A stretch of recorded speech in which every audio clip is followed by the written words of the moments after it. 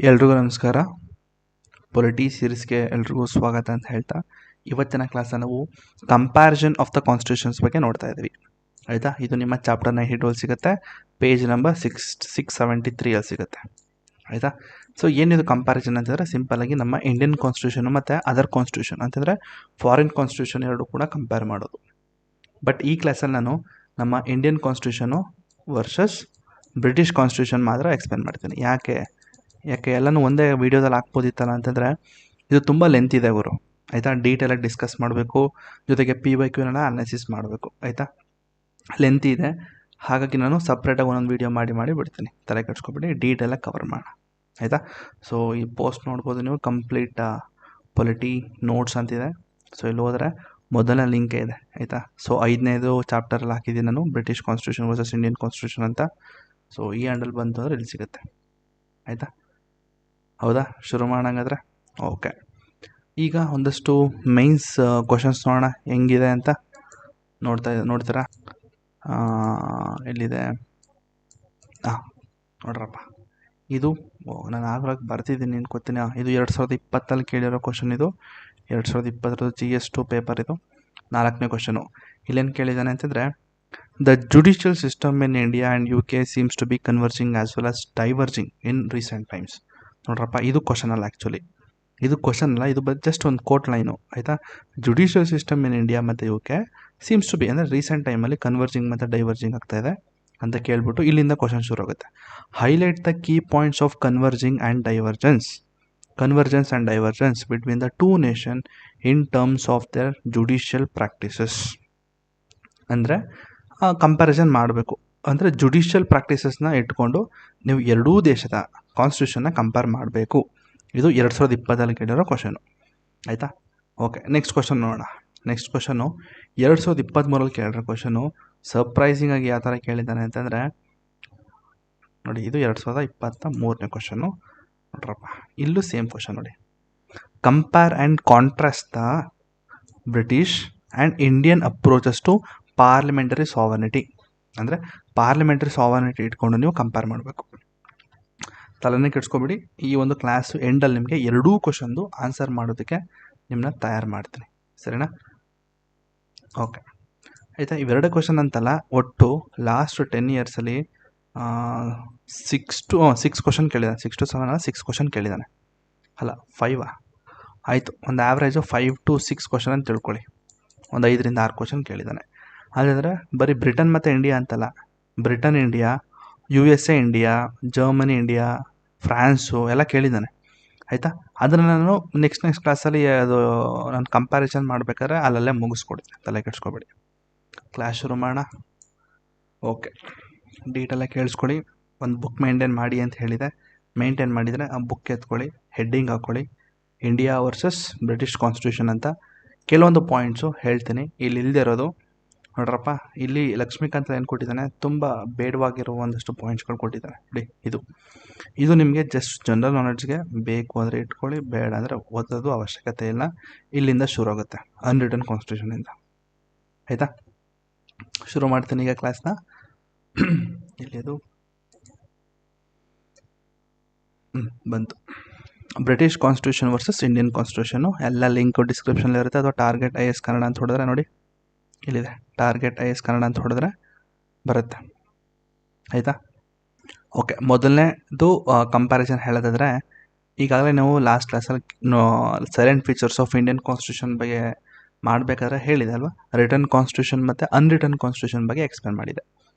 ಆ ಕ್ಲಾಸ್ ನೋಡಿದರೆ ನಿಮಗೆ ಇದು ಈಸಿ, ಹೌದಾ? ಅಲ್ಲೂ ಕೂಡ ನಾನು ಬ್ರಿಟನ್ನ ಇಟ್ಕೊಂಡು ನಾನು ಅನ್ರಿಟರ್ನ್ ಕಾನ್ಸ್ಟಿಟ್ಯೂಷನ್ಗೆ ಎಕ್ಸಾಂಪಲ್ ಕೊಟ್ಟಿದ್ದೆ, ಹೌದಾ? ಇದೇ ಪಾಯಿಂಟ್ಸು ಸೇಮ್, ಅಲ್ಲಿ ಏನೂ ಇಲ್ಲ. British constitution is unwritten or uncodified, meaning there is no single written document called the constitution. ಅಂತಂದರೆ ಬ್ರಿಟಿಷ್ ಕಾನ್ಸ್ಟಿಟ್ಯೂಷನ್ಲಿ, ಅಂದರೆ ನಮ್ಮ ಇಂಡಿಯಾದಲ್ಲಿ ಇದೆಯಲ್ಲ ಒಂದು ಸಂವಿಧಾನ ಅಥವಾ ಒಂದು ಡಾಕ್ಯುಮೆಂಟ್ ಮೇಂಟೈನ್ ಮಾಡಿದ್ವಲ್ಲ, ಸೊ ಆ ಥರ ಒಂದು ಡಾಕ್ಯುಮೆಂಟು ಮೇಂಟೈನ್ ಮಾಡಿಲ್ಲ. ಆಯಿತಾ, ಅವರಲ್ಲಿ ಯಾವುದೇ ತರಹದ ಒಂದು ಸಂವಿಧಾನ ಅಂತ ಒಂದು ಯಾವುದೇ ಕಾರಣಕ್ಕೂ ಒಂದು ಬುಕ್ ಇಲ್ಲ ಅಂತ ಇದೆ. Next, it is made of loss, customs, court judgements and convictions built over time. ಅಂತಂದರೆ ಅವ್ರ ಹತ್ರ ಏನಿದೆ ಅಂತಂದರೆ ಅವೆಲ್ಲ ಒಂದು ಕಸ್ಟಮ್ ಟ್ರೆಡಿಷನ್ಸು, ಅಂದರೆ ಹಿಂದೆಯಿಂದನೂ ಬಂದಿದೆ ಆ ಒಂದು ರೂಲ್ಸ್ಗಳು. ಆ ರೂಲ್ಸ್ಗಳನ್ನ ಹಂಗೆ ಕ್ಯಾರಿ ಮಾಡ್ಕೊಂಡು ಬಂದಿದ್ದಾರೆ ಅಷ್ಟೆ. ಆಯಿತಾ. ಹಾಗಾಗಿ ಮೊದಲನೇ ಪಾಯಿಂಟ್ ಏನು ಬರೀತಾರ, the Britain constitution is unwritten or uncodified and the Indian constitution ಅಥವಾ whereas Indian constitution is written and codified. ಹೌದಲ್ವಾ, ನಮ್ಮ ಸಂವಿಧಾನ ಕೈಯಲ್ಲಿ ಅಂದರೆ ಬರೆದು, ಅಂದರೆ ಒಂದು ಕಾನ್ಸ್ಟಿಟ್ಯೂಂಟ್ ಅಸೆಂಬ್ಲಿ ಅಂತ ಮಾಡಿ ಅದಕ್ಕೆ 2 ವರ್ಷ 11 ತಿಂಗಳು 18 ದಿನ ತೊಗೊಂಡು 62 ಲಕ್ಷ ಖರ್ಚು ಮಾಡಿ ಒಂದು ಸಂವಿಧಾನ ಅಂತ ಬರೆದಿದ್ದಾರೆ. ಹೌದಾ, it is a longest written constitution in the world. ಹೌದಾ, ಪ್ರತಿಯೊಂದು ಯಾಕೆ ಲಾಂಗೆಸ್ಟ್ ಅಂತಲೂ ಕೂಡ ಹೇಳಿದ್ದೀನಿ ಲಾಸ್ಟ್ ಕ್ಲಾಸಲ್ಲಿ. ಯಾಕೆ ಅಂತ ಗೊತ್ತಿದ್ರೆ ಕಮೆಂಟಲ್ಲಿ ಹೇಳಬೇಕು ನನಗೆ, ಲಾಸ್ಟ್ ಕ್ಲಾಸ್ ನೋಡಿರೋರು. Next, it was adopted in 1950. ಹೌದಾ, ಆ್ಯಂಡ್ ಕಂಟೈನ್ಸ್ 448 ಆರ್ಟಿಕಲ್ಸ್ ಒರಿಜಿನಲಿ. ಹೌದಾ, ಸೊ ಫಸ್ಟು ನವಂಬರ್ 26, 1949 ಅಡಾಪ್ಟ್ ಮಾಡ್ಕೊಂಡಿದ್ರು. ಅಂದರೆ ಕೆಲವೊಂದು ಪಾರ್ಟ್ನ ಅಡಾಪ್ಟ್ ಮಾಡ್ಕೊಂಡಿದ್ರು, ಅದನ್ನು ನಾವು ಪಾರ್ಷಲಿ ಅಡಾಪ್ಟೆಡ್ ಅಂತಲೂ ಕೂಡ ಹೇಳ್ಬೋದು. ಹೌದಾ, ಅದಾದಮೇಲೆ ಜನವರಿ 26 1950 ಕಂಪ್ಲೀಟ್ ಎಲ್ಲ ಅಂದರೆ ಕಂಪ್ಲೀಟ್ ಸಂವಿಧಾನವನ್ನು ಅಡಾಪ್ಟ್ ಮಾಡಿಕೊಂಡ್ರು. ಹೌದಾ, ಎನ್ಫೋರ್ಸ್ಮೆಂಟ್ ಆಯಿತು, ಅಂದರೆ ಜಾರಿಗೆ ಬಂತು ಆ್ಯಕ್ಚುಲಾಗಿ. ಯಾಕೆ ಜನವರಿ 26ನೇ ಇಟ್ಕೊಂಡ್ರು ಅಂತಂದರೆ ಯಾಕೆ ಹೇಳ್ತಾರ? ಯಾಕೆ ಅಂದರೆ ಹೇಳಿ, 1913 ಅನ್ಕೋತೀನಿ. ನಿಮ್ಮ ಪೂರ್ಣ ಸ್ವರಾಜ್ ಬಂದಿತ್ತಲ್ವ 1913 ಯಾವುದೋ 32 ಗೊತ್ತಿಲ್ಲ, ಪೂರ್ಣ ಸ್ವರಾಜ್ ಬಂದಿತ್ತು. ಹೌದಾ, ಅದೇ ದಿನದಾಗಿ ಅವರು ಜನವರಿ 26 ತಗೊಂಡು ಕಂಪ್ಲೀಟ್ ಕಾನ್ಸ್ಟಿಟ್ಯೂಷನ್ನ ಎನ್ಫೋರ್ಸ್ ಮಾಡಿದ್ರು. ಹೌದಾ, ಓಕೆ. ನೆಕ್ಸ್ಟ್ UPSC ಪಾಯಿಂಟ್ ಹೇಳಿದ್ರೆ ಏನಂತ ಬರಿಬೋದು ಅಂದರೆ, UK has an evolved constitution whereas India has an enacted one. ಹೌದಾ, ನಾನು ಎನ್ಫೋರ್ಸ್ಮೆಂಟು ಮತ್ತು ಎನಾಕ್ಟೆಡ್ ಕೂಡ ಹೇಳಿದೆ. ಹೌದಾ, ಅದನ್ನು ಕೂಡ ನೀವು ಬರಿಬೋದು. UK ಅನ್ನೋದು ತಲತಲಾಂತರ ಅಂದರೆ ಅವರ ಒಂದು ಪೂರ್ವಜರು ಏನು ಒಂದು ಟ್ರೆಡಿಷನ್ ಫಾಲೋ ಬಂದಿದ್ರು, ಅದನ್ನೇ ಫಾಲೋ ಬಂದಿದ್ದಾರೆ. ಬಟ್ ನಮ್ಮ ಇಂಡಿಯಾದಲ್ಲಿ ಅದನ್ನು ಬರೆದು ನಾವು ಅದನ್ನು ಫಾಲೋ ಮಾಡ್ತಿದ್ದೀವಿ ಅಷ್ಟೇ. ಓಕೆ, ನೆಕ್ಸ್ಟ್ ಕಂಪ್ಯಾರಿಸನ್ ಹೇಳಿದ್ರೆ ಎವಲ್ಯೂಷನರಿ ಮತ್ತು ಎನಾಕ್ಟೆಡ್. ಈಗ ತಾನೇ ಡಿಸ್ಕಸ್ ಮಾಡಿದೆ, British constitution developed gradually over more than 1000 years. ಹೌದಾ, ಅವ್ರೇನು ರಾಜರು ಅಂತ ಏನು ಬಂದಿತ್ತಲ್ಲ, ಆ ಒಂದು ರೂಲ್ಸ್ಗಳು ಅಲ್ಲಿಂದ ಫಾಲೋ ಬಂದಿದ್ದಾರಲ್ಲ, ಆ 1000 ವರ್ಷದಿಂದ ಅದನ್ನೇ ಫಾಲೋ ಮಾಡ್ಕೊಂಡು ಬಂದಿದ್ದಾರೆ. ಅವ್ರು ಯಾವುದೇ ಕಾರಣಕ್ಕೂ ಅವರು ಒಂದು ಬುಕ್ಕನ್ನು ಮೇಂಟೈನ್ ಮಾಡಿಲ್ಲ, ಜಸ್ಟ್ ಅವರು ಟ್ರೆಡಿಷನ್ ಇದೆ. ಆಯಿತಾ. Next, the Indian constitution was made by the constituent assembly in 2 years 12 months 18 days but it allows the evolution through amendments. ಹೌದಾ, ಅಂತಂದರೆ ನಮ್ಮ ಇಂಡಿಯನ್ ಕಾನ್ಸ್ಟಿಟ್ಯೂಷನು ಒಂದು ಕಾನ್ಸ್ಟಿಟ್ಯೂಂಟ್ ಅಸೆಂಬ್ಲಿ ಅಂತ ಮಾಡಿ ಆಮೇಲೆ ರಚಿಸಲ್ಪಟ್ಟಿದೆ. ಹೌದಾ, ಅದಕ್ಕೆ ತಗೊಂಡಂತಹ ಟೈಮ್ ಇಲ್ಲಿದೆ. ಆದರೆ it allows evolution through amendment. ಹೌದಾ, ನಮ್ಮ ಕಾನ್ಸ್ಟಿಟ್ಯೂಷನ್ ಕೂಡ ಎವಲ್ಯೂಷನ್ಗೆ ಹೋಗ್ಬೋದು, ಅಂದರೆ ಅಮೆಂಡ್ಮೆಂಟ್ಗಳನ್ನ ಮಾಡಿ ಎವಲ್ಯೂಷನ್ ಕೂಡ ಆಗುತ್ತೆ ಅಂತ ಅಷ್ಟೇ, ಇನ್ನೇನಿಲ್ಲ. ನೆಕ್ಸ್ಟು ಫ್ಲೆಕ್ಸಿಬಿಲಿಟಿ ಆ್ಯಂಡ್ ರಿಜಿಡಿಟಿ, ಅದನ್ನು ಕೂಡ ಲಾಸ್ಟ್ ಕ್ಲಾಸಲ್ಲಿ ಹೇಳಿದೆ. UK ಕಾನ್ಸ್ಟಿಟ್ಯೂಷನ್ ಬಂದು ಕಂಪ್ಲೀಟಾಗಿ ಪ್ಯೂರ್ಲಿ ಫ್ಲೆಕ್ಸಿಬಲ್ ಅಂತ ಫ್ಲೆಕ್ಸಿಬಿಲಿಟಿ ಅಂತಂದರೆ ಈಸಿ ಟು ಅಮೆಂಡ್ ಅಂತ ಹೇಳಿದೆ. ಹೌದಾ, parliament can change the constitution easily like the ordinary law. ಅವ್ರಿಗೇನು ಸ್ಪೆಷಲ್ ಪ್ರೊವಿಷನ್ಸ್ ಏನೋ ಸ್ಪೆಷಲ್ ಪ್ರೊಸೀಜರ್ಗಳು ಏನೂ ಬೇಕಾಗಿಲ್ಲ. ಅವ್ರಿಗೆ ಈಸಿಯಾಗಿ ಬರ್ತಾರೆ, ತಿದ್ದುಪಡಿ ಮಾಡ್ಕೋತಾರೆ, ಹೋಗ್ತಾರೆ. ಆದರೆ ನಮ್ಮ ಇಂಡಿಯಾದಲ್ಲಿ ಕೆಲವೊಂದು ಪಾರ್ಟ್ಗಳಿಗೆ ಸಿಂಪಲ್ ಮೆಜಾರಿಟಿ ಅಂದರೆ ಈಸಿಯಾಗಿ ತಿದ್ದುಪಡಿಯನ್ನು ಮಾಡ್ತಾರೆ. ಬಟ್ ಮಿಕ್ಕಿದಂಥ ಪಾರ್ಟ್ಗಳಿಗೆ ಅವ್ರಿಗೆ ಸ್ಪೆಷಲ್ ಮೆಜಾರಿಟಿ ಅಥವಾ ರ್ಯಾಟಿಫಿಕೇಷನ್ ಆಫ್ ದ ಸ್ಟೇಟ್ಸ್, ಅಂದರೆ ಸ್ಟೇಟ್ದು ಕೂಡ ಪರ್ಮಿಷನ್ ಬೇಕಾಗ್ತದೆ. 50% ಅಷ್ಟು ಸ್ಟೇಟ್ ಪರ್ಮಿಷನ್ ಕೂಡ ಕೆಲವೊಂದು ಮ್ಯಾಟರ್ಸ್ಗಳಿಗೆ ಬೇಕಾಗ್ತದೆ. ಸೊ ಬರಿಬೋದಾ ನೀವು? ಏನಂತ ಬರೀತಾರ?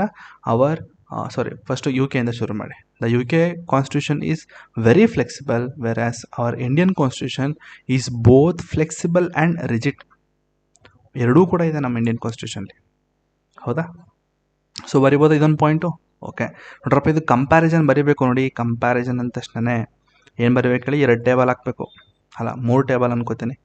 ಒಂದು, ನೀವೇನೇನು ಬರಿತಾ ಇದ್ದೀರಾ ಅಂತ ಅಂದ್ಬಿಟ್ಟು ಲೆಫ್ಟ್ ಸೈಡ್ ತೋರಿಸ್ತೀನಿ ನಾನು ಇಲ್ಲಿ, ಕೊನೆಗೆ ಸಮರೈಸ್ ಮಾಡ್ಬೇಕಾದ್ರೆ ಹೇಳ್ಕೊಡ್ತೀನಿ, ತಲೆ ಕೆಡ್ಸ್ಕೊಬೇಡಿ. ನೆಕ್ಸ್ಟ್ ಯೂನಿಟರಿ ವರ್ಸಸ್ ಫೆಡರಲ್, ಇದು ಕೂಡ ಹೇಳಿದ್ದೀನಿ. ಯೂನಿಟರಿ ಅಂತಂದ್ರೆ ಏನಪ್ಪ? ಕಂಪ್ಲೀಟ್ಲಿ ಸೆಂಟ್ರಲ್ ಗೌರ್ಮೆಂಟು ಸುಪ್ರೀಮ್ ಆಗಿರುತ್ತೆ, ಅವ್ರು ಹೇಳ್ದಂಗೆ ಕೇಳಬೇಕು. ಹೌದಾ, next the local government works under the central government. ಆಯಿತಾ, ಎಲ್ಲ ನಿಮ್ಮ ಸ್ಟೇಟ್ ಗೌರ್ಮೆಂಟು ಲೋಕಲ್ ಗೌರ್ಮೆಂಟ್ ಎಲ್ಲ ನಿಮ್ಮ ಸೆಂಟ್ರಲ್ ಗೌರ್ಮೆಂಟ್ ಅಂಡಲ್ಲೇ ಬಂದ್ಬಿಡುತ್ತೆ. ಅದಕ್ಕೆ ನಾವು ಯೂನಿಟರಿ ಅಂತ ಹೇಳ್ತೀವಿ. ಹೌದಾ, ಓಕೆ.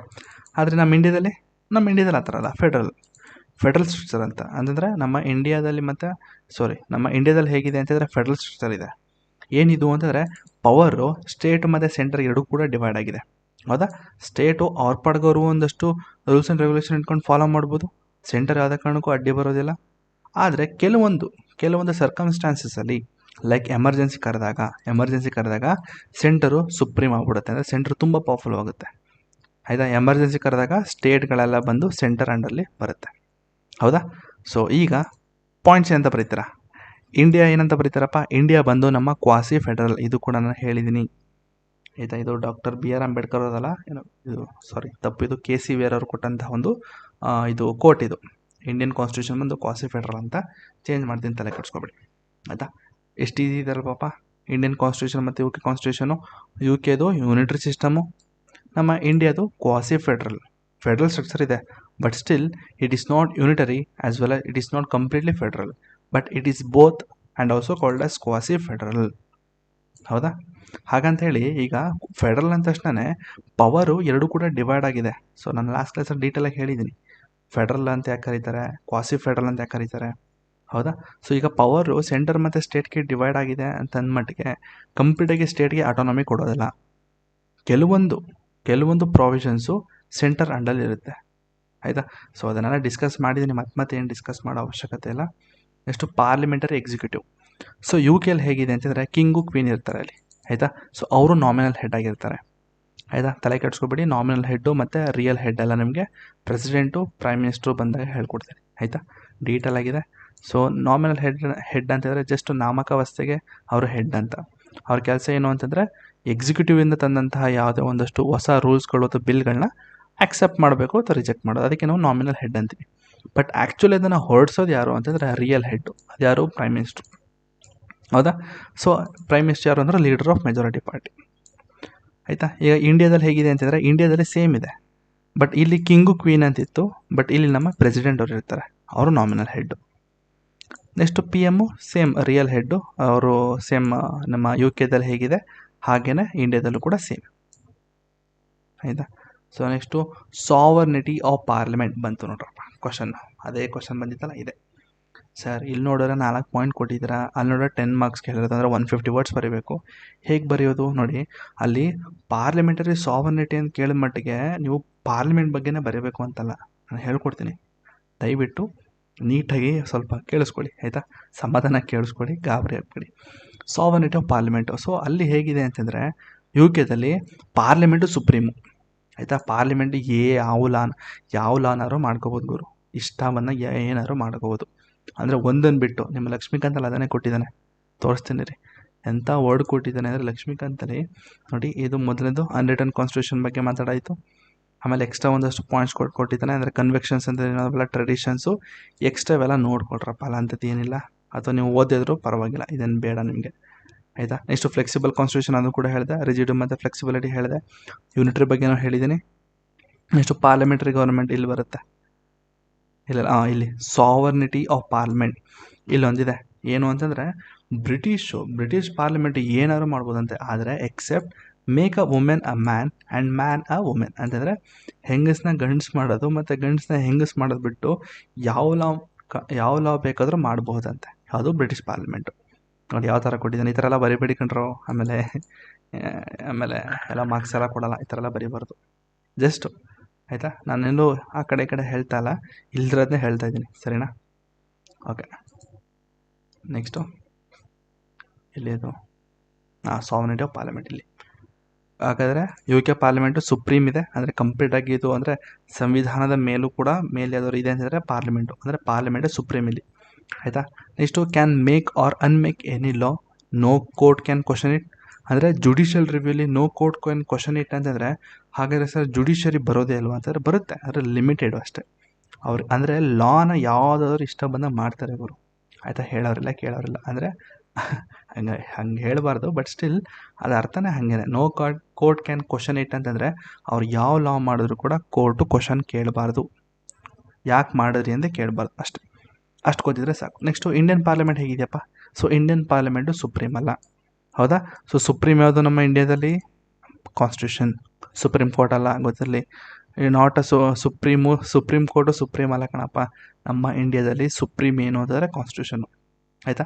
ನೆಕ್ಸ್ಟ್ ಜುಡಿಷಿಯಲ್ ರಿವ್ಯೂ ಇದೆಯಾ? ಹೌದು, ಜುಡಿಷಿಯಲ್ ರಿವ್ಯೂನು ಕೂಡ ಇದೆ. ಅಕಸ್ಮಾತು ಇಂಡಿಯನ್ ಪಾರ್ಲಿಮೆಂಟು ಯಾವುದೇ ಒಂದು ಲಾನ ತಗೊಂಡ್ಬರಲಿ, ಆ ಲಾ ಅನ್ಕಾನ್ಸ್ಟಿಟ್ಯೂಷನಲ್ ಆಗಿದ್ರೆ ಅಂತಂದರೆ ನಮ್ಮ ಸಂವಿಧಾನಕ್ಕೆ ಧಕ್ಕೆ ಉಂಟು ಮಾಡುವಂತಹ ಕೆಲವೊಂದು ಪ್ರಾವಿಷನ್ಸ್ಗಳಿತ್ತು ಅಂತಂದರೆ ಅಂಥ ಲಾನ ಅದು ಸ್ಟ್ರೈಕ್ ಡೌನ್ ಮಾಡಿ ಅನ್ಕಾನ್ಸ್ಟಿಟ್ಯೂಷನಲ್ ಅಂತ ಡಿಕ್ಲೇರ್ ಮಾಡಿ ಅದನ್ನು ಕ್ಯಾನ್ಸಲ್ ಮಾಡುತ್ತೆ, ಹೌದಾ? ಸೊ ಬರಿಬೋದು ಈ ಪಾಯಿಂಟು. ಸಾವರ್ನಿಟಿ ಆಫ್ ಪಾರ್ಲಿಮೆಂಟ್ ಕೇಳಿದ್ರೆ UK parliament is supreme, it can make any law or unmake any law and no court can question it. ಅಂದರೆ ಯಾವ ಕೋರ್ಟ್ ಕೂಡ ಕ್ವಶನ್ ಕೇಳೋದಕ್ಕೆ ಆಗೋದಿಲ್ಲ. ಆದರೆ ನಮ್ಮ Indian parliament is not supreme, whereas the constitution is supreme, which is bound by the constitution, and judicial review by the court can strike down any unconstitutional law. ಅಕಸ್ಮಾತ್ parliament ಯಾವುದೇ ಒಂದು ಲಾನ ತೊಗೊಂಡು ಬಂದರೆ ಅದು ಸಂವಿಧಾನಕ್ಕೆ ಧಕ್ಕೆ ಉಂಟು ಮಾಡ್ತಾ ಇದೆ ಅಂತಂದರೆ ಅದನ್ನು ಸ್ಟ್ರೈಕ್ ಡೌನ್ ಮಾಡುತ್ತೆ. ಹೌದಾ?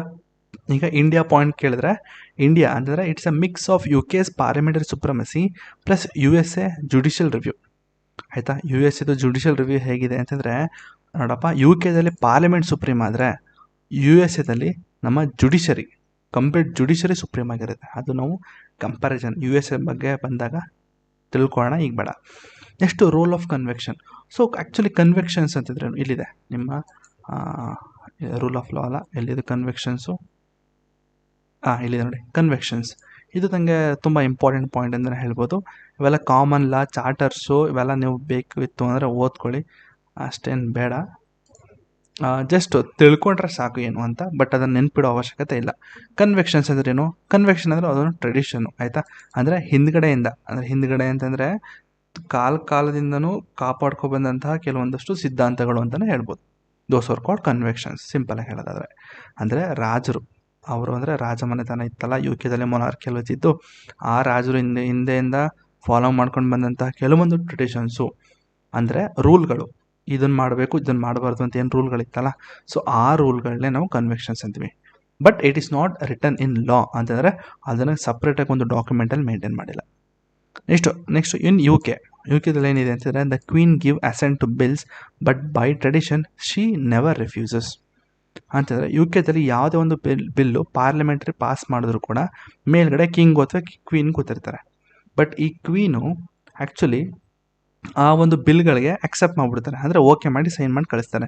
ಅಂದರೆ ಅವ್ರ ಟ್ರೆಡಿಷನ್ ಏನು ಅಂತಂದರೆ, ಪಾರ್ಲಿಮೆಂಟಲ್ಲಿ ಬಂದಂತಹ ಯಾವುದೇ ಬಿಲ್ನ ಕೂಡ ಅವ್ರು ರಿಜೆಕ್ಟ್ ಮಾಡೋ ಹಾಗಿಲ್ಲ, ಆಯಿತಾ? ಸೊ ಅದು ಟ್ರೆಡಿಷನ್ ಏನು ಅಂತಂದರೆ, ಆ ಪಾರ್ಲಿಮೆಂಟಿಂದ ಬಂದಂಥ ಎಲ್ಲ ಬಿಲ್ಲು ಕೂಡ ಕ್ವೀನ್ ಅವರು ತಮ್ಮ ಸಹಿಯನ್ನು ಹಾಕೊಡ್ಬೇಕು, ಅದು ಟ್ರೆಡಿಷನಾಗಿ ಬಂದಿದೆ, ಆ ಟ್ರೆಡಿಷನ್ ಫಾಲೋ ಮಾಡ್ತಾ ಇದ್ದಾರೆ. ಆದರೆ ನಮ್ಮ ಇಂಡಿಯಾದಲ್ಲಿ ಹೇಗಿದೆ ಅಂತಂದರೆ, many powers of speakers, PM, president are based on the convention. Example, PM is always a leader of majority.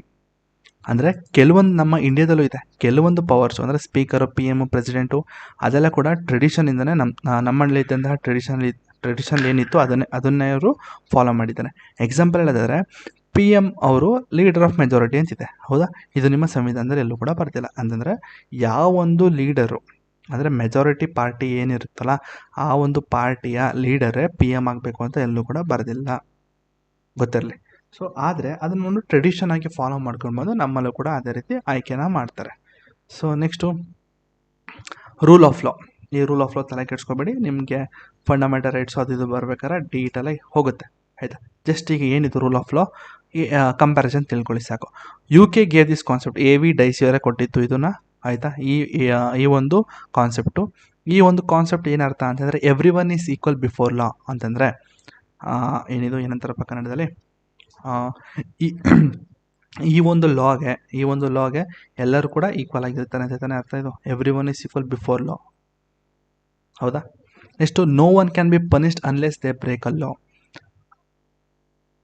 ಅಂತಂದರೆ, ಯಾರೊಬ್ಬನಿಗೂ ಕೂಡ ಆ ಒಂದು ಲಾನ ಬ್ರೇಕ್ ಆದಮೇಲೆ ಅವನಿಗೆ ಪನಿಷ್ಮೆಂಟ್ ಕೊಡಬೇಕು, ಆಯಿತಾ? ಪನಿಷ್ಮೆಂಟು ಮುಂಚೆನೇ ಕೊಡಬಾರ್ದು, ಹೌದಾ?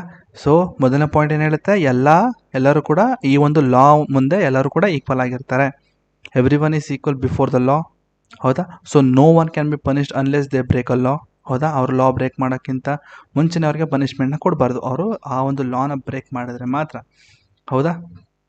ಸೊ ಏನಿದು ಎಕ್ಸಾಂಪಲ್ ಅಂತ ಹೇಳೋದಾದರೆ, ಏನಿದು ಅಂದರೆ ಈ ಒಂದು ಏನದು ರೂಲ್ ಆಫ್ ಲಾದು ಕಾನ್ಸೆಪ್ಟ್ ಎಕ್ಸಾಂಪಲ್ ಹೇಳೋದಾದರೆ, ಈಗ ಒಂದು ರೂಲ್ ಇದೆ, ಏನು ಅಂತಂದರೆ ಟ್ರಾಫಿಕ್ ಲೈಟ್ ಇದೆ, ಸೊ ಅದನ್ನು ಕ್ರಾಸ್ ಮಾಡಿದ್ರೆ 10,000 ರೂಪಾಯಿ ಫೈನ್ ಅಂತ. ಆ್ಯಸ್ ಪರ್ ದ ಲಾ ಅವನು ಕ್ರಾಸ್ ಮಾಡಬಾರ್ದು, ಹೌದಾ? ರೆಡ್ ಲೈಟ್ ಇದ್ದಾಗ.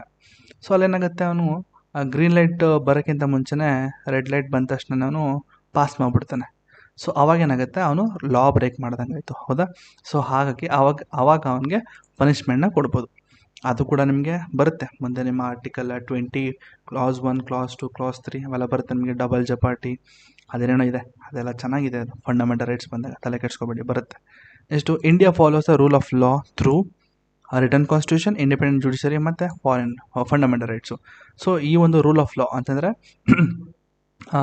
ಈಕ್ವಾಲಿಟಿ ಬಿಫೋರ್ ಲಾ ಅಥವಾ every one is equal before ಲಾ ಅಂತ ಏನಿದೆ ಅದನ್ನು ನಾವು ಈ ಒಂದು ರಿಟರ್ನ್ ಕಾನ್ಸ್ಟಿಟ್ಯೂಷನ್ ಮತ್ತು ಇಂಡಿಪೆಂಡೆಂಟ್ ಜುಡಿಷರಿ ಫಂಡಮೆಂಟಲ್ ರೈಟ್ಸಿಂದ ನಾವು ಫಾಲೋ ಮಾಡ್ತೀವಿ. ಎಕ್ಸ್ಟ್ರಾ ಹೇಳೋದಾದ್ರೆ ರೂಲ್ ಆಫ್ ಲಾ ಇಸ್ಕೊಲ್ಟು ಇದು ನಿಮ್ಮ ಬೇಸಿಕ್ ಫೀಚರ್ ಅಥವಾ ಇಂಡಿಯನ್ ಕಾನ್ಸ್ಟಿಟ್ಯೂಷನ್, ಅದೇನಿಲ್ಲ ಬಿಡಿ. Next independence of the judiciary, ಇನ್ನೊಂದು ಕ್ವಶನ್ ಬಂತು ಆಯಿತಾ. ಈಗ ಎರಡೂ ಕ್ವಶನ್ನು ಕೂಡ ನಾವು ಇದೇ ಒಂದು ವಿಡಿಯೋದಲ್ಲಿ ಕಂಪ್ಲೀಟ್ ಮಾಡ್ತೀವಿ, ಸರಿನಾ. ಇಂಡಿಪೆಂಡೆನ್ಸ್ ಆಫ್ ಜುಡಿಷರಿ, ಇದು ಕೂಡ ನಾನು ನನ್ನ ಕ್ಲಾಸಲ್ಲಿ ಹೇಳಿದೆ. Independence of judiciary is one of the silent features of the Indian constitution ಅಂತ, ಹೌದಾ. ಓಕೆ. ನೆಕ್ಸ್ಟು UK ಜುಡಿಷರಿ ಹೇಗಿದೆ ಅಂತಂದರೆ ಇಂಡಿಪೆಂಡೆಂಟ್ ಮತ್ತು impartial, but parliament is supreme, ಹೌದಾ. ಸೊ UKಯಲ್ಲೂ ಕೂಡ ಇಂಡಿಪೆಂಡೆಂಟ್ ಆಗಿದೆ ಜುಡಿಷರಿ, ಆದರೆ ಪಾರ್ಲಿಮೆಂಟ್ ಬಂದು ಸುಪ್ರೀಂ ಆಗಿರುತ್ತೆ, ಆಯಿತಾ. ಬಟ್ ನಮ್ಮ ಇಂಡಿಯನ್ ಜುಡಿಷರಿಯಲ್ಲಿ ಹಾಗಲ್ಲ. ಇಲ್ಲಿ ಹೇಗಿದೆ ಅಂತಂದರೆ ಪಾರ್ಲಿಮೆಂಟು ಸುಪ್ರೀಮೇ, ನಿಮ್ಮ ಸುಪ್ರೀಂ ಕೋರ್ಟ್ ಅಥವಾ ಜುಡಿಷರಿನೂ ಕೂಡ ಸುಪ್ರೀಮೇ, ಆಯಿತಾ. ಸೊ ಇನ್ನೊಂದು ಪಾಯಿಂಟ್ ಹೇಳೋದಾದರೆ it is completely independent from executive and legislature. Sir ಇದೊಂದು ಗೊತ್ತಾಯ್ತಲ್ಲ ನಿಮಗೆ, ಕಂಪ್ಲೀಟ್ಲಿ ಇಂಡಿಪೆಂಡೆಂಟ್ ಅಂತ ನಾನು ನಿನ್ನೆ ಕ್ಲಾಸಲ್ಲಿ ಕೂಡ ಹೇಳಿದ್ದೀನಿ. ಯಾವುದೇ ಕಾರಣಕ್ಕೂ ಎಕ್ಸಿಕ್ಯೂಟಿವ್ ಮತ್ತು ಲೆಜಿಸ್ಲೇಚರು ಈ ಒಂದು ಜುಡಿಷರಿ ಒಂದು ಟಾಸ್ಕಲ್ಲಿ ಯಾವುದೇ ಕಾರಣಕ್ಕೂ ಇನ್ವಾಲ್ವ್ ಆಗಬಾರ್ದು ಅಂತ. ಈಗ ನಾನು ನಿಮ್ಗೊಂದು ಪಾಯಿಂಟ್ ಹೇಳಿದೆ, ನಮ್ಮ ಇಂಡಿಯಾದಲ್ಲಿ ಕಾನ್ಸ್ಟಿಟ್ಯೂಷನೇ ಸುಪ್ರೀಮ್ ಅಂತ ಹೇಳಿದೆ, ಬಟ್ ಸ್ಟಿಲ್ ನಾನೊಂದು ಇನ್ನೊಂದು ಪಾಯಿಂಟ್ ಹೇಳಿದೆ, ಪಾರ್ಲಿಮೆಂಟು ಕೂಡ ಸುಪ್ರೀಮು ಮತ್ತು ಜುಡಿಷರಿ ಕೂಡ ಸುಪ್ರೀಮ್ ಅಂತ ಹೇಳಿದೆ. ಯಾಕೆ ಆ ಥರ ಹೇಳಿದೆ ಅಂತಂದರೆ ಇಲ್ಲಿ ನೋಡ್ಬೋದು, ಈ ಪಾಯಿಂಟ್ ನೋಡ್ಬೋದು, UK ಜುಡಿಷರಿಯಲ್ಲಿ it is independent okay and impartial ಕೂಡ okay, but parliament is supreme ಅಂತಿತ್ತು. ಹಾಗಾದರೆ ನಮ್ಮ ಇಂಡಿಯನ್ ಕಾನ್ಸ್ಟಿಟ್ಯೂಷನಲ್ಲಿ ಜುಡಿಷರಿ ಸುಪ್ರೀಮಾ? No, I can't say judiciary supreme ಅಂತ ಹೇಳೋದಕ್ಕೆ ಆಗೋದಿಲ್ಲ, ಆಯಿತಾ. ನಮ್ಮ ಇಂಡಿಯಾದಲ್ಲಿ ಹೇಗಿದೆ ಅಂತಂದರೆ ಬ್ಯಾಲೆನ್ಸ್ ಆಗಿದೆ. ನಿಮ್ಮ ಲೆಜಿಸ್ಲೇಚರು, ನಿಮ್ಮ ಎಕ್ಸಿಕ್ಯೂಟಿವ್ ಮತ್ತು ಜುಡಿಷರಿ ಮೂರು ಕೂಡ ಒಂದು ಮನೆಯ ಪಿಲ್ಲರ್ ಅಂತಲೇ ಹೇಳ್ಬೋದು. ಪಿಲ್ಲರ್ ಇರುತ್ತಲ್ವ, ಒಂದಿಲ್ಲ ಅಂದರೆ ಬಿದೋಗುತ್ತೆ. ಟ್ರಯಾಂಗಲ್ ಶೇಪಲ್ಲಿದೆ ಪಿಲ್ಲರ್ಗಳು, ಆಯಿತಾ. ಈ ಪಿಲ್ಲರ್ಗಳು ಯಾವುದು ಕೂಡ ಇದಿಲ್ಲ. ಆದರೆ ಈ ಪಿಲ್ಲರ್ ಮೇಲೆ ಏನಾದರೂ ಒಂದು ಸುಪ್ರೀಮ್ ಇದೆ ಅಂತಂದರೆ ಅದು ಇಂಡಿಯನ್ ಕಾನ್ಸ್ಟಿಟ್ಯೂಷನು, ನಮ್ಮ ಸಂವಿಧಾನ, ಇವ್ರ ಮೂರ ಮೇಲೆ ಇರುತ್ತೆ. ಬಟ್ ಸ್ಟಿಲ್ ಜುಡಿಷರಿ ಸ್ವಲ್ಪ ಇಂಡಿಪೆಂಡೆಂಟ್ ಆಗಿರೋದ್ರಿಂದ it act like a supreme ಅಂತಲೇ ಹೇಳ್ಬೋದು. ಜುಡಿಷರಿ ಸ್ವಲ್ಪ ಅಂದರೆ ಇವರು ಪಾರ್ಲಿಮೆಂಟ್ ತರುವಂತಹ ಯಾವುದೇ ಲಾ ಆದರೂ ಕೂಡ ಆ ಲಾ ನಮ್ಮ ಸಂವಿಧಾನಕ್ಕೆ ಧಕ್ಕೆ ಉಂಟು ಆಗ್ತಾ ಇದೆ ಅಂತಂದರೆ ಅದನ್ನು ಸ್ಟ್ರೈಕ್ ಡೌನ್ ಮಾಡುತ್ತೆ. ಸೊ ಆ ಟೈಮಲ್ಲಿ ಸುಪ್ರೀಂ ಕೋರ್ಟ್ ಅಥವಾ ಜುಡಿಷರಿ ಸುಪ್ರೀಮ್ ಆಗುತ್ತೆ. ಅರ್ಥ ಆಗಿರುತ್ತೆ ಅನ್ಕೋತೀನಿ. Okay. Next provisions like fixed tenure, ನೋಡಿ, fixed tenure of judges, security of salary, power of contempt, judicial review, ಇದೆಲ್ಲ ಪ್ರಾವಿಷನ್ಸ್ ಇರೋದ್ರಿಂದನೇ ಇದಕ್ಕೆ ನಾವು ಕಂಪ್ಲೀಟ್ಲಿ ಇಂಡಿಪೆಂಡೆಂಟ್ ಅಂತೀವಿ. ಸೊ ಇದು ಕೂಡ ನಿಮಗೆ ಸುಪ್ರೀಂ ಕೋರ್ಟ್ ಕ್ಲಾಸ್ ಆಗಬೇಕಾದ್ರೆ ಅಲ್ಲಿ ಒಂದು ಟಾಪಿಕ್ ಇದೆ, ಇಂಡಿಪೆಂಡೆನ್ಸ್ ಆಫ್ ಜುಡಿಷರಿ ಅಥವಾ ಇಂಡಿಪೆಂಡೆನ್ಸ್ ಆಫ್ ಸುಪ್ರೀಂ ಕೋರ್ಟ್ ಅಂತಿದೆ. ಸೊ ಅಲ್ಲಿ ಹೇಳಿದೆ ಏನು ಅಂತಂದರೆ, ಒಂದು ಸುಪ್ರೀಂ ಕೋರ್ಟ್ ಅಥವಾ ಒಂದು ಜುಡಿಷರಿ ಇಂಡಿಪೆಂಡೆಂಟ್ಲಿ ವರ್ಕ್ ಆಗ್ತಾ ಇದೆ ಅಂತಂದರೆ ಏನೆಲ್ಲ ಇರಬೇಕು ಅಂತಂದರೆ ಅದಕ್ಕೆ ಒಂದು ಟೆನ್ಯೂರ್ ಅಂದರೆ ಫಿಕ್ಸ್ಡ್ ಟೆನ್ಯೂರ್ ಇರಬೇಕು. ಅಂದರೆ ಜಡ್ಜಸ್ಸು ಇಷ್ಟು ವರ್ಷಕ್ಕೆ ಅವರು ರಿಟೈರ್ಡ್ ಆಗಬೇಕು, ಇಷ್ಟು ವರ್ಷಕ್ಕಂಟ ಅವ್ರಿಗೆ ಕೆಲಸ ಇರಬೇಕು ಅಂತ ಇರುತ್ತೆ. ಮತ್ತು ಅವ್ರಿಗೆ ಸ್ಯಾಲ್ರಿ ಕನ್ಸಾಲಿಡೇಟೆಡ್ ಫಂಡ್ ಆಫ್ ಇಂಡಿಯಾಯಿಂದನೇ ಬರಬೇಕು. ಅಥವಾ ಅವ್ರಿಗೆ ಸೆಕ್ಯೂರಿಟಿ ಆಫ್ ಸ್ಯಾಲ್ರಿ ಅಂದರೆ ಇನ್ನೊಂದು ಹೇಳ್ಬೋದು, ಅವ್ರ ಅಪಾಯಿಂಟ್ ಆದಮೇಲೆ ಯಾವುದೇ ಕಾರಣಕ್ಕೂ ಅವರ ಸ್ಯಾಲ್ರಿನ ಡಿಮಿನಿಷ್ ಮಾಡಬಾರ್ದು, ಸ್ಯಾಲ್ರಿಗಳನ್ನ ಕಮ್ಮಿ ಮಾಡಬಾರ್ದು, ಅದೊಂದು. ಎಷ್ಟು ಪವರ್ ಆಫ್ ಕಂಟೆಂಪ್ಟು, ಅಕಸ್ಮಾತು ಸುಪ್ರೀಂ ಕೋರ್ಟ್ ವಿರುದ್ಧವಾಗಿ ಏನೇ ಒಂದು ನಡ್ಕೊಂಡ್ರು ಕೂಡ ಅವರಿಗೆ ಒಂದು ಶಿಕ್ಷೆನ ಕೊಡೋದು. ಮತ್ತು ಜುಡಿಷಿಯಲ್ ರಿವ್ಯೂ, ಪಾರ್ಲಿಮೆಂಟು ಯಾವುದೇ ಒಂದು ಲಾ ತೊಗೊಂಡು ಬರಲಿ, ಸಂವಿಧಾನದ ಯಾವ ಮೂಲೆಯಲ್ಲಿ ಯಾವ ಒಂದು ಆರ್ಟಿಕಲ್ ಇರಲಿ, ಎಲ್ಲ ಆರ್ಟಿಕಲ್ ಕೂಡ ನಿಮ್ಮ ಜುಡಿಷಿಯಲ್ ರಿವ್ಯೂ ಅಂಡರ್ಗೆ ಬರುತ್ತೆ. ಅಂತಂದರೆ ಜುಡಿಷರಿ ಆ ಒಂದು ಏನದು ಆರ್ಟಿಕಲ್ಗೆ ಅಂದರೆ ಹೋಗಿ ಆ ಆರ್ಟಿಕಲ್ ಕರೆಕ್ಟಾಗಿದೆಯಾ ಇಲ್ವ ಅಂತ ಚೆಕ್ ಮಾಡಿ, ಅಂದರೆ ಆ ಒಂದು ಆರ್ಟಿಕಲ್ಲು ಸಂವಿಧಾನಕ್ಕೆ ಧಕ್ಕೆ ಉಂಟು ಆಗುತ್ತಾ ಇಲ್ವ ಅಂತ ಚೆಕ್ ಮಾಡುವಂತಹ ಒಂದು ಪವರು ನಮ್ಮ ಜುಡಿಷರಿಗಿದೆ. That is called judicial review, ಆಯಿತಾ. ನೆಕ್ಸ್ಟ್ UPSC ಪಾಯಿಂಟ್ ಹೇಳಿದರೆ ಇಂಡಿಪೆಂಡೆನ್ಸ್ ಆಫ್ ಜುಡಿಷರಿ ಅಂದರೆ it is a part of a basic structure. ಇದು ನಿಮ್ಮ ಕೇಸೊಂದು ಬರುತ್ತೆ, ಕೇಸಲ್ಲಿ ಬರುತ್ತೆ. ಅದನ್ನು ಕೂಡ ನಾವು ನೆಕ್ಸ್ಟ್ ಕ್ಲಾಸಲ್ಲ ಅಪ್ಕಮಿಂಗ್ ಕ್ಲಾಸೆಲ್ಲ ಬರುತ್ತೆ. ಈಗ ನೀಟಾಗಿ ಕೇಳಿಸ್ಕೊಳ್ಳಿ. ಈಗ ಒಂದು ಕ್ವಶನ್ ಇತ್ತು, ಏನು ಕ್ವಶನು, ಇಲ್ಲಿದು ಕ್ವಶನು, ಇದು ಬಿಡಿ, ಇದು ಕಥೆ ಮುಗೀತು. Compare and contrast the British and Indian approaches to parliamentary sovereignty. ಈಗ ಇಲ್ಲೇನು ಕೇಳಿದಾನೆ, ಇಲ್ಲಿ ಪಾರ್ಲಿಮೆಂಟ್ರಿ ಸಾವರ್ನಿಟಿ ಅಂತ ಕೇಳ್ಬಿಟ್ಟು, ಅಂದರೆ ನಾನು ಪಾರ್ಲಿಮೆಂಟ್ ಬಗ್ಗೆನೇ ಬರೀಬೇಕು ಅಂದ್ಬಿಟ್ಟು ತಲೆ ಕೆಡಿಸ್ಕೊಬಿಡ್ತಾರೆ ಹುಡುಗರು. ನಾನು ಕೆಡಿಸ್ಕೊಬಿಟ್ಟಿದ್ದೆ ಸ್ಟಾರ್ಟಿಂಗ್ ನೋಡಿದಾಗ ಇದನ್ನು. ಇದೇನು ಗುರು ಇದು ಕಂಪೇರ್, ಓಕೆ ನನಗೆ ಬ್ರಿಟಿಷ್ ಕಾನ್ಸ್ಟಿಟ್ಯೂಷನ್ ಮತ್ತು ಇಂಡಿಯನ್ ಕಾನ್ಸ್ಟಿಟ್ಯೂಷನ್ ಕಂಪ್ಯಾರಿಸನ್ ಗೊತ್ತು. 10 ಮಾರ್ಕ್ಸ್ ಕೇಳಿದ್ದಾನೆ. ಹಬ್ಬಬ್ಬ ಅಂದರೆ ನಾನು ಒಂದು 8 to 9 ಪಾಯಿಂಟ್ಸ್ ನನಗೆ ಗೊತ್ತು. ಈಗ ನಾನು ಸ್ಟಡಿ ಮಾಡಿದ್ರೆ ಒಂದು 9 ಪಾಯಿಂಟ್ಸ್ ಹೇಳಿದೆ, ಆಯಿತಾ. ಈ 9 ಪಾಯಿಂಟ್ಸು ನನಗೆ ಬರುತ್ತೆ. ಬಟ್ ಇಲ್ಲಿ ಇವನು ಪಾರ್ಲಿಮೆಂಟರಿ ಸಾವರ್ನಿಟಿ ಅಂತ ಕೇಳ್ಬಿಟ್ಟಿತ್ತು, ನಾನು ಏನಂತ ಬರೆಯೋದು ಅದನ್ನು ನಾನು ತಲೆ ಕೆಡಿಸ್ಕೊಂಡಿದ್ದೆ. ಬಟ್ ಆ್ಯಕ್ಚುಲಿ ನಾನು ಒಂದು ಮಾಡಲ್ ಆನ್ಸರ್ ನೋಡಿದಾಗ ನನಗೆ ಗೊತ್ತಾಯಿತು ಅದು ಆ್ಯಕ್ಚುಲಿ ಹಾಗಲ್ಲ. ಆ್ಯಕ್ಚುಲಿ ನಾವೇನು ಬರೀಬೇಕು ಅಂದರೆ ಕಂಪ್ಯಾರಿಸನ್ ಮಾಡಿಬಿಟ್ಟೆ ಬರೀಬೇಕು. ಅಂದರೆ ಫಸ್ಟ್ ಏನು ಬರೀಬೇಕು ಇಂಟ್ರೊಡಕ್ಷನಲ್ಲಿ, ಫಸ್ಟ್ ಇದನ್ನು ನೋಡೋಣ. ಇದು ನಿಮ್ಮ ಸಮರಿ ಟೇಬಲು ನೋಡ್ರಪ್ಪ. ಈ ಥರ ಸಮರಿ ಟೇಬಲ್ನ ನೀವು ಆದಷ್ಟು ಬರ್ಕೊಳ್ಳಿ. ದಯವಿಟ್ಟು ಒಂದು ಬುಕ್ ಮೇಂಟೈನ್ ಮಾಡಿದರೆ ಇದನ್ನು ಟೇಬಲ್ನ ಬರ್ಕೊಳ್ಳಿ. ಫಸ್ಟು ಫೀಚರ್ಸು, ಈ ಥರ 3 ಟೇಬಲ್ ಹಾಕಬೇಕು ಅಂತ ಹೇಳಿದಲ್ಲ ಸ್ಟಾರ್ಟಿಂಗು. ಇದೆ ಫೀಚರ್ಸು, ಯುನೈಟೆಡ್ ಕಿಂಗ್ಡಮು ಅಥವಾ ಬ್ರಿಟಿಷ್ ಅಂತ ಹಾಕ್ಬಿಟ್ಟು ಇಲ್ಲಿ ಇಂಡಿಯಾ ಅಂತ ಹಾಕಿ, ಟೈಪ್ ಆಫ್ ಕಾನ್ಸ್ಟಿಟ್ಯೂಷನ್ ಅಂತ ಹಾಕಿ, ಅನ್ರಿಟನ್ ಮತ್ತು ಅನ್ಕೋಡಿಫೈಡು. ಬಟ್ ನಮ್ಮ ಇಂಡಿಯಾದಲ್ಲಿರೋದು ರಿಟರ್ನ್ ಮತ್ತು ಕೋಡಿಫೈಡು. ನೇಚರ್ ಆಫ್ ದ ಕಾನ್ಸ್ಟಿಟ್ಯೂಷನ್ ಹೇಗಿದೆ ಅಂತಂದರೆ ಅದು ಎವಲ್ಯೂಷನರಿ, ಅಂದರೆ ಓವರ್ ಟೈಮು ಅವರು ಟ್ರೆಡಿಷನ್ ಏನು ಫಾಲೋ ಮಾಡ್ಕೊಂಡ್ಬಂದಿದ್ರಲ್ಲ ಸಾವಿರಾರು ವರ್ಷದಿಂದ ಅದರಿಂದ ಬಂದಿದೆ. ಬಟ್ ನಮ್ಮದು ಏನಿದೆ, ನಮ್ಮದು it is enacted by constituent assembly. Okay, next amendment process ಅಥವಾ ರಿಜಿಡಿಟಿ ಬಗ್ಗೆ ಹೇಳಿದ್ನಲ್ಲ, ಫ್ಲೆಕ್ಸಿಬಿಲಿಟಿ ರಿಜಿಡ್ ಬಗ್ಗೆ ಹೇಳಿದೆ, ಹೌದಾ. ಸೊ ಯು ಕೆದೇನಿದೆ ಅದು ವೆರಿ ಫ್ಲೆಕ್ಸಿಬಲು. ಬಟ್ ನಮ್ಮ ಇಂಡಿಯಾದಲ್ಲಿ ಬೋತ್ ಫ್ಲೆಕ್ಸಿಬಲ್ ಮತ್ತು ರಿಜಿಡು. ಕೆಲವೊಂದು ಪಾರ್ಟ್ನ ಈಸಿಯಾಗಿ ಅಮೆಂಡ್ಮೆಂಟ್ ಮಾಡ್ಬೋದು, ಕೆಲವೊಂದು ಪಾರ್ಟ್ಗೆ ಸ್ಪೆಷಲ್ ಪ್ರೊಸೀಜರ್ ಬೇಕಾಗ್ತದೆ, ಆಯಿತಾ. ಸಿಸ್ಟಮು ಯೂನಿಟ್ರಿ ಇದೆ.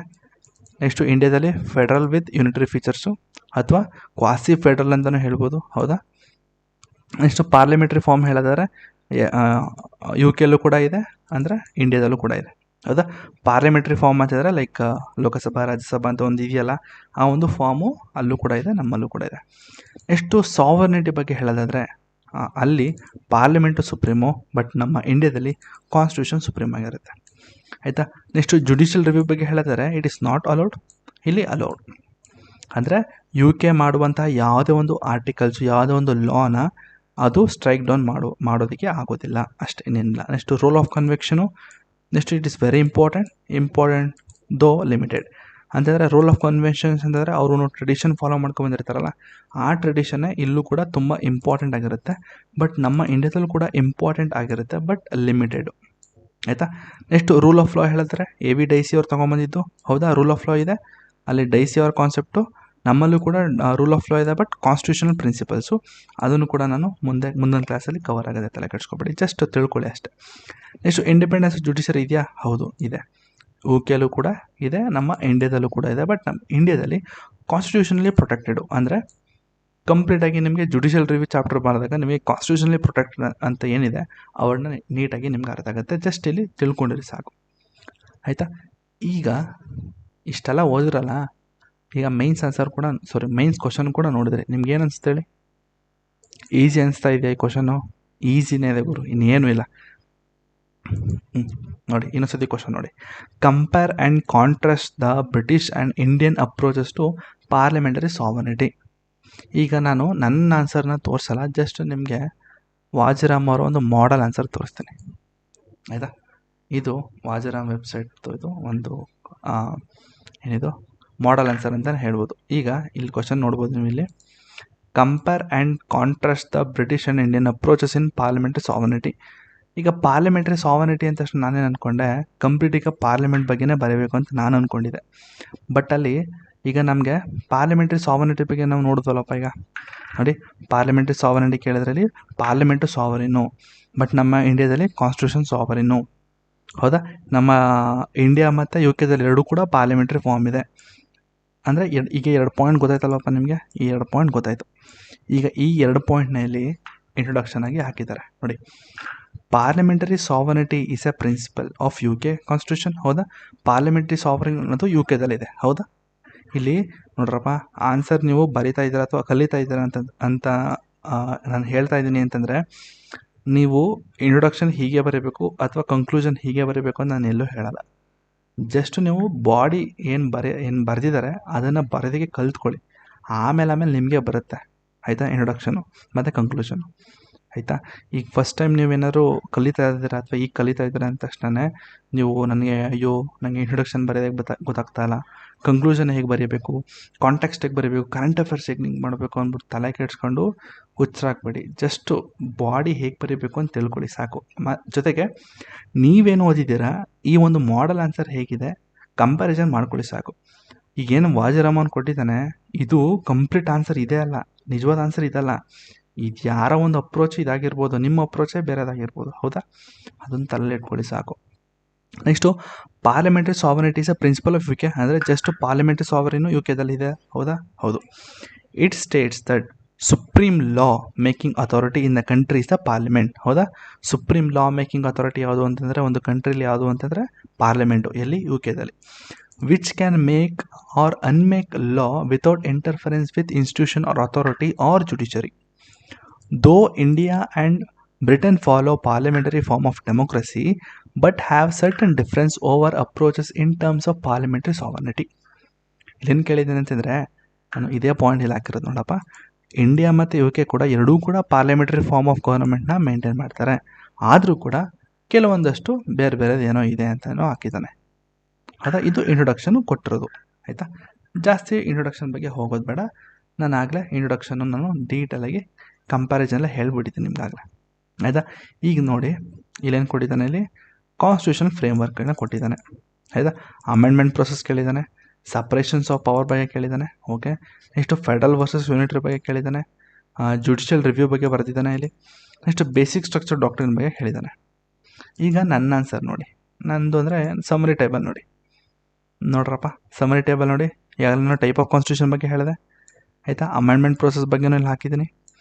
ನೆಕ್ಸ್ಟ್ ಇನ್ನೇನು ಜುಡಿಷಿಯಲ್ ರಿವ್ಯೂ ಬಗ್ಗೆನೂ ಹೇಳಿದೆ. ಇನ್ನೇನಿದೆ ಇಲ್ಲಿ ಇಂಡಿಪೆಂಡೆನ್ಸ್ ಆಫ್ ಜುಡಿಷಿಯರಿ ಅದು ಕೂಡ ಹೇಳಿದ್ದೀನಿ. ಇನ್ನೇನು ವಾಜಿರಾಮಲ್ಲಿರೋ ಆನ್ಸರ್ ನಾನು ಕೂಡ ಎಕ್ಸ್ಪ್ಲೇನ್ ಮಾಡಿದ್ದೀನಿ, ಅಲ್ಲ ಅಂಥದ್ದು ಏನಿಲ್ಲ. ಆದರೆ ನನ್ನ ಅಪ್ರೋಚ್ ಬೇರೆ, ಇದು ಅಪ್ರೋಚ್ ಬೇರೆ. ಆಮೇಲೆ ಒಂದು ಕಂಕ್ಲೂಷನ್ ಏನೋ ಬರ್ತಿದ್ದಾನೆ, ನಮ್ಗೆ ಬೇಡ. ಆಯಿತಾ, ಇದೊಂದು ಅರ್ಥ ಆಗಿರುತ್ತೆ ಅನ್ಕೋತೀನಿ. ಇನ್ನು ನಾವು ಆ್ಯಕ್ಚುಲಿ ಆನ್ಸರ್ ಡಿಸ್ಕಸ್ ಮಾಡಿಲ್ಲ, ಬರ್ತೀನಿ ಈಗ ನೆಕ್ಸ್ಟು. ಆಯಿತಾ, ನೆಕ್ಸ್ಟ್ ಏನಿದೆ ಇಲ್ಲಿ, ಹಾಂ, ಇನ್ಸೈಡ್ IAS ಅವ್ರದ್ದು ಇನ್ನೊಂದು ಒಂದು ಮಾಡಲ್ ಆನ್ಸರ್ ಇದು. ಆಯಿತಾ, ಇದೇ ಸೇಮ್ ಕ್ವಶನ್ಗೆ ಮಾಡಲ್ ಆನ್ಸರ್ ಇದು. ಇಲ್ಲೂ ಏನು ಕೇಳಿದ್ದಾನೆ ಸೇಮ್, ಅಂದರೆ ಪಾರ್ಲಿಮೆಂಟ್ರಿ ಸಾವರಿನ್ ಅನ್ನೋದು ಏನು ಸುಪ್ರೀಮ್ ಇದೆ, ಅಂದರೆ UK-ದಲ್ಲಿ ಸುಪ್ರೀಮ್ ಇದೆ. ಹಾಗೆ ಹೀಗೆ ಅಂದ್ಬಿಟ್ಟು ಇಂಟ್ರೊಡಕ್ಷನ್ ಬರ್ತಿದ್ದಾರೆ.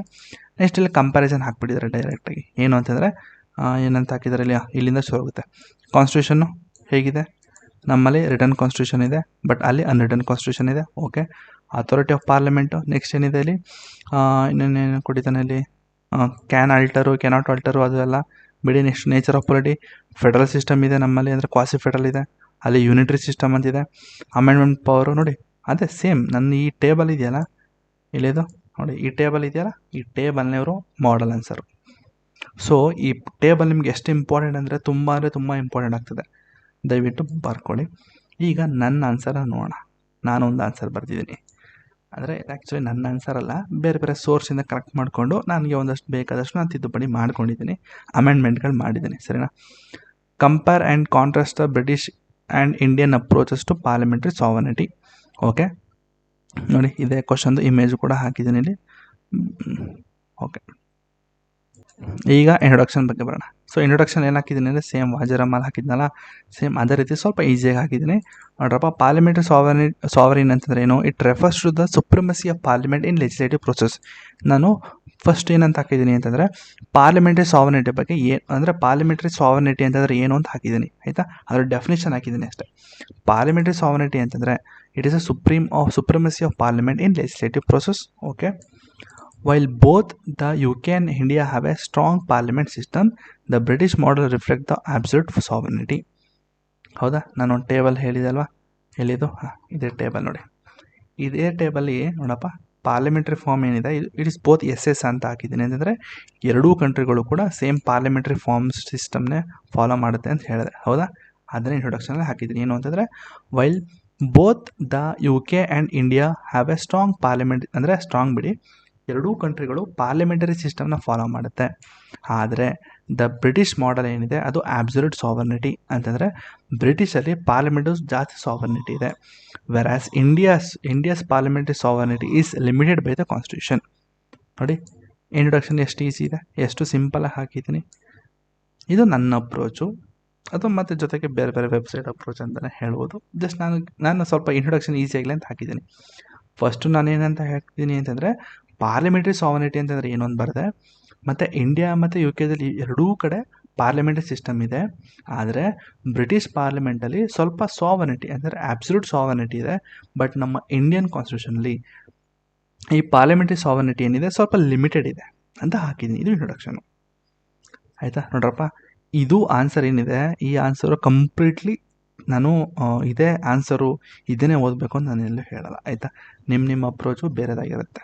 ಆಯಿತಾ, ಸೊ ನಿಮಗೆ ಇಷ್ಟ ಬಂದ ನೀವು ಆನ್ಸರ್ ಬರಿಬೋದು, ಆದರೆ ಇದನ್ನೇ ಬರೀಬೇಕು ಅಂತ ಅಷ್ಟೇ, ಏನಿಲ್ಲ. ನೆಕ್ಸ್ಟು ಕಂಪ್ಯಾರಿಸನ್ ಹಾಕ್ಬಿಟ್ಟಿದ್ದೀನಿ ಡೈರೆಕ್ಟಾಗಿ. First nature of the constitution, written unwritten ಹಾಕಿದೆ.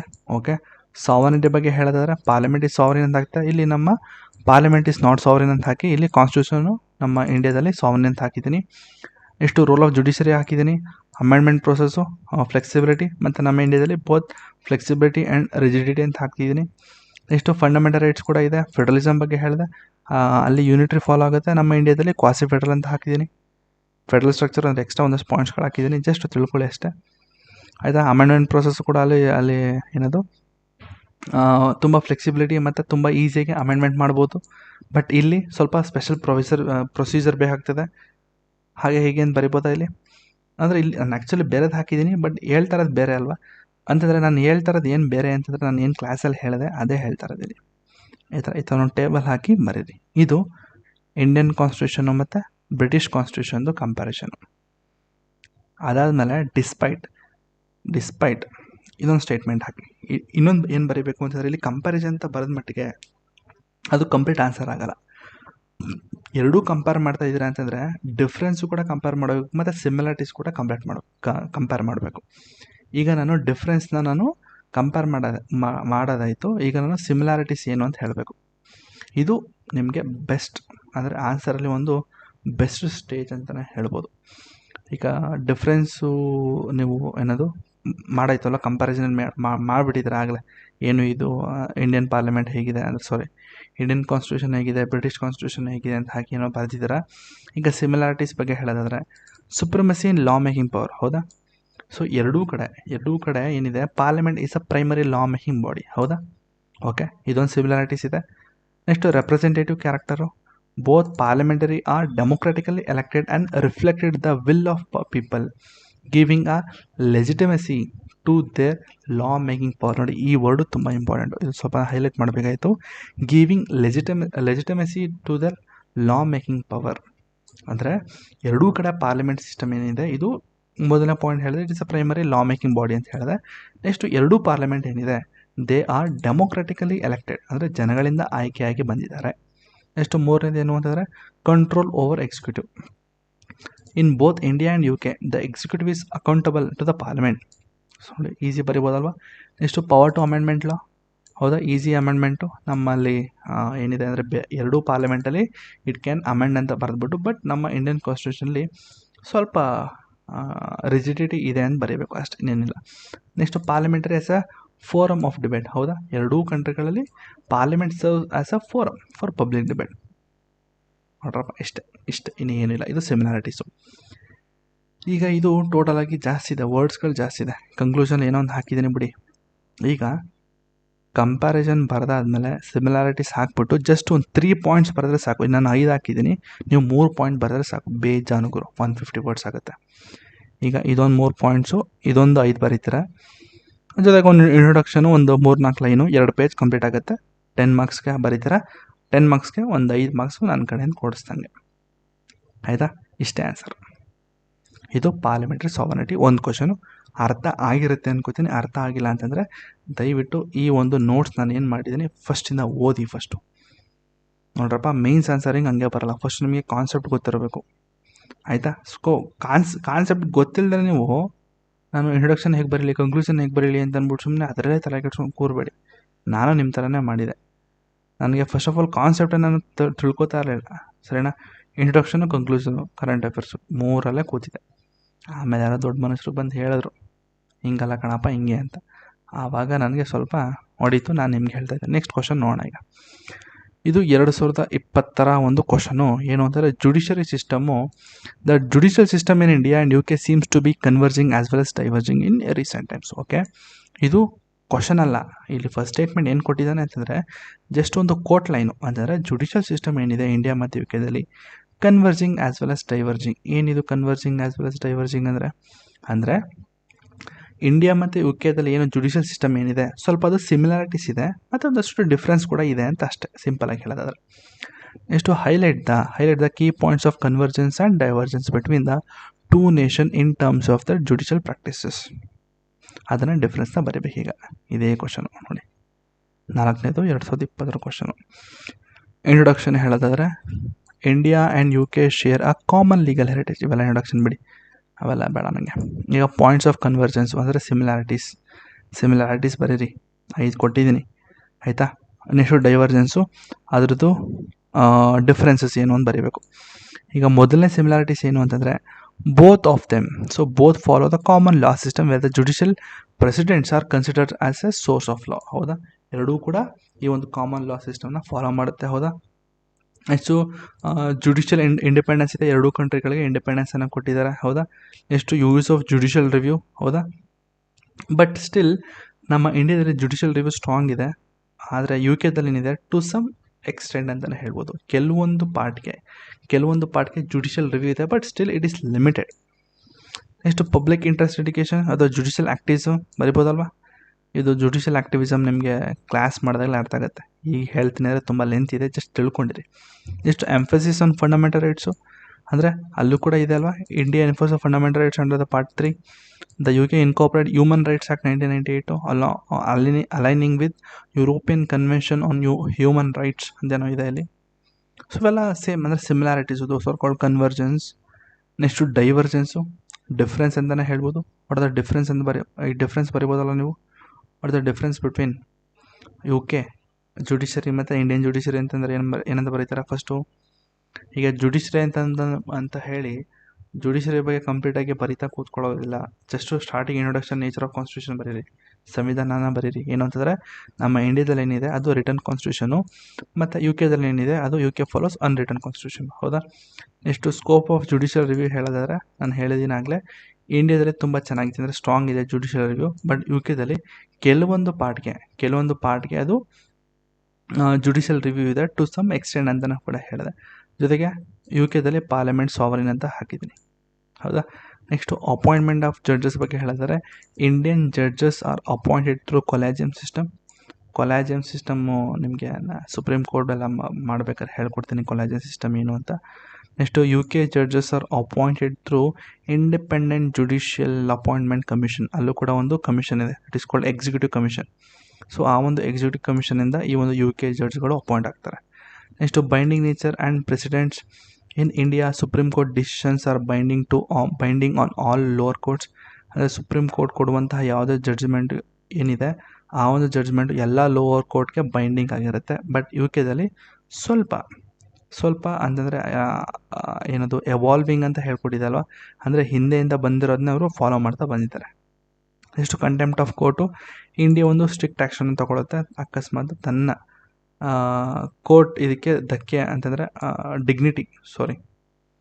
ರೆಸ್ಪೆಕ್ಟ್ ಕೊಡೋದಾಗಿ ಅದೆಲ್ಲ ಬರುತ್ತೆ ನಿಮಗೆ. ಕ್ರಿಮಿನಲ್ ಕಂಟೆಂಪ್ಟ್ ಅಂತಂದ್ರೆ ಏನು, ಸಿವಿಲ್ ಕಂಟೆಂಪ್ಟ್ ಅಂದರೆ ಏನು, ಅದೆಲ್ಲ ಬರುತ್ತೆ, ಮುಂದೆ ಹೇಳ್ಕೊಡ್ತೀನಿ.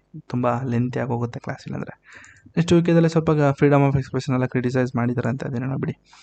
ಇಷ್ಟು ಬಂದು ಇದೊಂದು ಆನ್ಸರ್. ಇದು ಆ್ಯಕ್ಚುಲಿ ನಿಮಗೆ ಸ್ವಲ್ಪ ಕಷ್ಟ ಅಂತ ಅನ್ನಿಸ್ಬೋದು ಜುಡಿಷರಿದು, but still it is the comparison between Indian and UK constitution.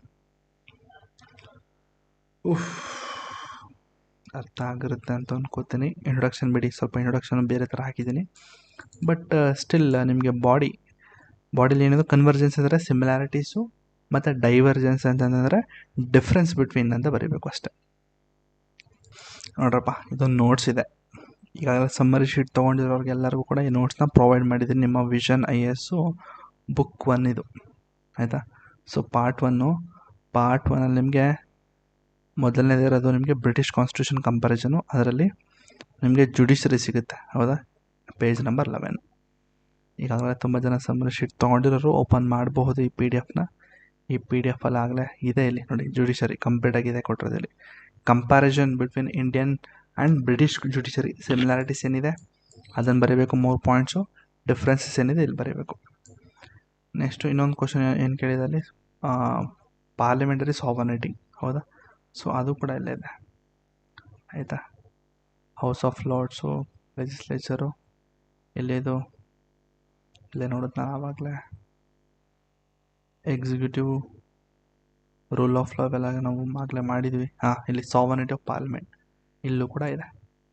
ಇದನ್ನು ಕೂಡ ಬರೆದ್ರೂ ಆಗುತ್ತೆ, 150 ವರ್ಡ್ಸಲ್ಲಿ ಕವರ್ ಆಗುತ್ತೆ. ಸೊ ಇನ್ನೂ ಯಾರು ಸಮ್ಮರಿ ಶೀಟ್ಗಳು ಯಾರು ತೊಗೊಂಡಿಲ್ಲ ಅಂತಂದರೆ ಈಗ ತೊಗೊಳ್ಳಿ.